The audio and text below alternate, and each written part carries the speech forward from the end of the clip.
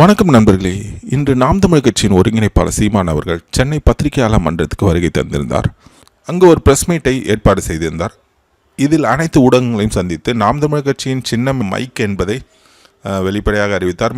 மேலும் செய்தியாளர்களின் பல கேள்விகளுக்கும் நாம் தமிழ் கட்சியின் ஒருங்கிணைப்பாளர் சீமான் அவர்கள் விவரமாக பதிலளித்திருந்தார்.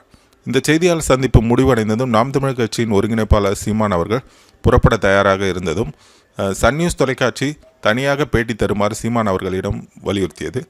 சீமான் அவர்களும் அதை ஏற்றுக்கொண்டு சன் நியூஸ் தொலைக்காட்சிக்கு தனியாக பேட்டி அளித்தார். சில நாட்களுக்கு முன்புதான் நாம் தமிழ் கட்சியின் ஒருங்கிணைப்பாளர் சீமான் அவர்கள் யுமாயின் அவர்களின் மகனை வேட்பாளராக அடுத்த தேர்தலில் அறிவிப்பேன் என்று சொன்னதை சீமான் அவர்களின் மகன் அடுத்த தேர்தலில் போட்டியிடப் போவதாக சன் நியூஸ் தொலைக்காட்சி தவறாக செய்தி வெளியிட்டிருந்தது.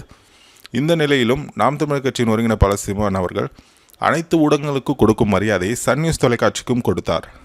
சீமான் அவர்கள் எப்போதும் ஊடகங்களையும் ஊடகவியலாளர்களையும் மரியாதையாகவே நடத்தி வருகிறார் என்பது இந்த நிகழ்வு ஒரு சான்றாகும். மீண்டும் ஒரு வீடியோவில் சந்திப்போம். நன்றி, வணக்கம்.